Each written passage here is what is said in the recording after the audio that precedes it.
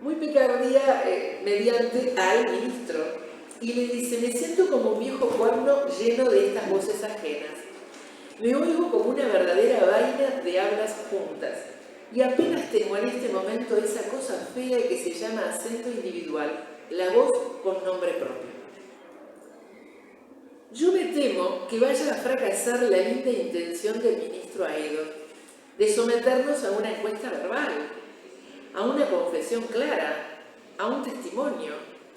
Me temo que fracase a causa de nuestra malicia de mujeres y sobre todo de nuestra radical desorden de mujeres. Así comienza la conferencia Gabriela Mistral, brindando tributo primero, ¿sí?, reconociendo que en la voz propia hay otras voces, y fundamentalmente hay otras voces de mujeres, porque hay legados que son biológicos, pero hay legados que son ancestrales y que están en aquellos que transitaron por lo mismo que estamos transitando nosotros. Y se sabe sin confirmación, o la confirmación es saberlo sin necesidad de que te lo tengan que afirmar, ¿sí? Porque tiene que ver con ese legado que se siente. Esa gran ironía está presente a su vez, está definiendo el ser femenino, definiendo el ser poeta y aclarando ya que lo que va a perdurar en definitiva es ese desorden, ¿sí? Y luego, más adelante, señala: pero hoy voy a obedecer a ti, para luego decir: los hombres son tanto o más vanidosos que las mujeres. Las mujeres no escribimos solemnemente. Yo escribo en una tablita y el escritorio nunca me ha servido de nada.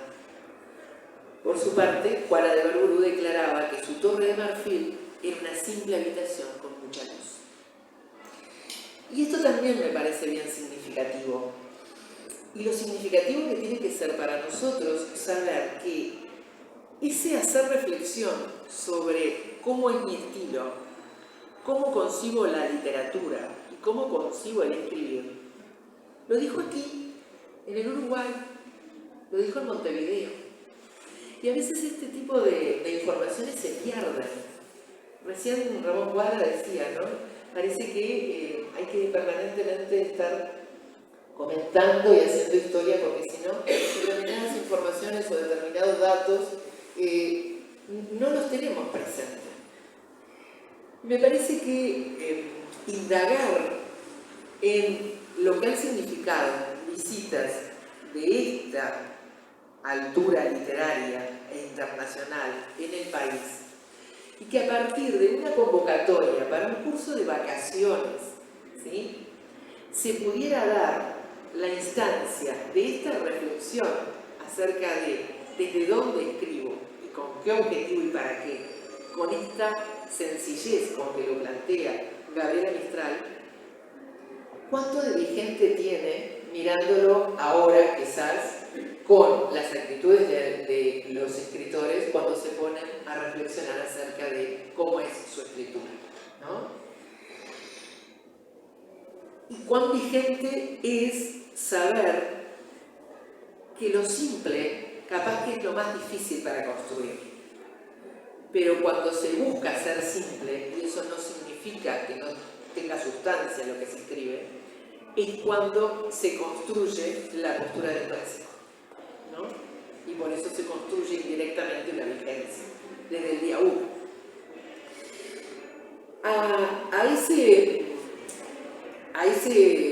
Esos párrafos iniciales y en esa conferencia misma, porque en este recorte que yo hago tiene que ver con lo que me presentaban recién, ¿no? Es decir, yo me especialicé en literatura infantil y juvenil. Entonces a mí me gusta buscar de los autores esa venta que tiene que ver con la literatura destinada a la infancia, ¿sí? Y más aquella que tiene que ver con lo más específico, con lo más nuevo, con lo más distinto. En esta conferencia, Gabriela Mistral hace justamente vinculación acerca de la escritura para la infancia. Mientras Juana de Ibarburu describía que su inspiración venía de alguna entidad superior de la cual ella era medium, Alfonsina Storni la identificaba con alguna idea que le surgía luego de haber observado algo. Mistral relaciona la inspiración con la melodía proveniente de la naturaleza, con la cual ella tuvo especial contacto en su infancia y que ella llama poesía anecdótica. Esta poesía anecdótica se refleja justamente en el lenguaje de Mistral y ella asevera en esta presentación que su intención es acercarse lo más posible a la lengua hablada. Y señala, es un sedimento de la infancia sumergida que, aunque resulte amarga y dura, me lava de los pecados del mundo y de la belleza esencial parecida al pecado original. Tal vez el pecado original no sea más que nuestra caída en la expresión racional y antirrítmica a la cual bajó el género humano, que nos duele más a las mujeres por el voto que perdimos en la gracia de una lengua de expresión y de música que iba a ser la lengua del género humano. A mí me parece de una profundidad tan grande lo que está planteando. Y es de una profundidad en donde además nos sitúa como mujeres en relación con la palabra. Y con la palabra hablada en esa antítesis que decía al comienzo del raciocinio puro. ¿Cuánto perdemos de intuición, de suavidad, de ritmo, de sonoridad, cuando las producciones escritas, por más que sean de diferentes géneros literarios, está predominando el enfoque racional? Entonces, me parece que es bien interesante este planteo que hacía en 1938, ¿sí? Y un planteo que a su vez, fíjense que ella habla de esa infancia sumergida, que aunque resulte amarga y dura, me lava de los pecados del mundo y de una vileza esencial parecida al pecado original. Y yo creo que por eso, cuando recién mencionaban 408 autores, ¿no?, en el Diccionario de Literatura Infantil y Juvenil Uruguayo, hay toda una línea de autores que rememoran sus infancias cuando escriben para la infancia. Y cuando se sumergen en esa infancia, y cuando esa infancia fue anecdótica, como la poesía anecdótica que plantea Gabriela Mistral, y cuando esa infancia pasa a tener una expresión lingüística, sonora, cercana al habla y cercana a lo más íntimo, entonces, por más que se esté rememorando una infancia ya pasada, se habla de la condición de infancia que siempre es la misma más allá de los tiempos. Y la sintonía se va a dar con el lector niño de otra época. ¿Sí? Porque creo que ir a esa infancia desde ese lugar es lo que le da a los autores la validez para comunicarse. Por eso creo que esa descripción, esa aseveración que hace Gabriela Mistral debiera ser muy atendida, es decir, a ponerlo en juego con los autores, con los escritores que están produciendo actualmente. En este discurso, a su vez, las tres conciben su poesía como una forma de escape y el acto de la creación como una maternidad. Y esto me parece que también es fundamental, ¿no? Mucho más en el caso de Gabriela Mistral, que no pudo ser madre, ¿sí?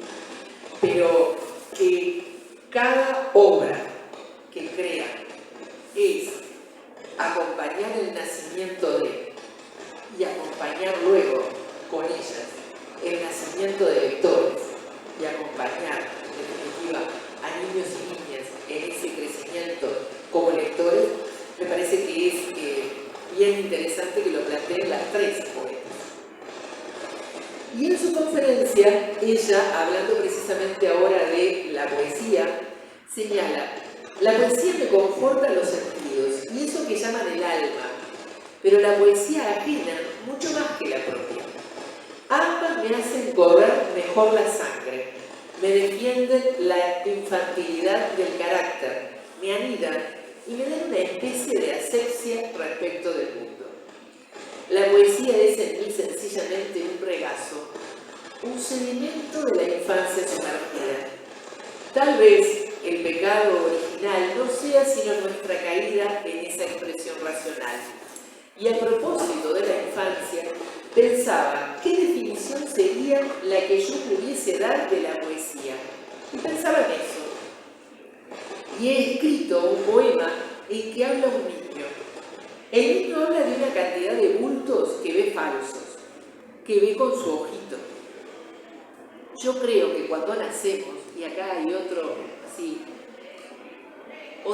tramo de prosa poética, pero a su vez definición conceptual de dónde se para como escritor. Yo creo que cuando nacemos, los que vamos a hacer versos, traemos en el ojo una viga atravesada. Esa viga atravesada nos deforma, ya sea transfigurándolo o en otra forma todo lo que miramos, y nos hace para toda la vida antilógicos y antirrealistas. El llamado poeta realista no existe, de manera que esa viga nos hace a veces ver amarillo lo que es negro, y nos hace ver redondo lo que es cuadrado, y nos hace caminar entre una serie de disparates maravillosos. Dicen que al morir la mayor parte de los agonizantes lloran una lágrima, una extraña lágrima que cae con mucha lentitud. Yo creo que la viga del ojo del poeta no se va sino en esa última lágrima que agoniza. Entraremos ahí en el paraíso, donde sea, con el ojo limpio, porque ya en otra parte no nos serviría de nada una viga que nos transfigure las cosas. Voy a decirles esa pequeña poesía que habla de la viga en el ojito del niño.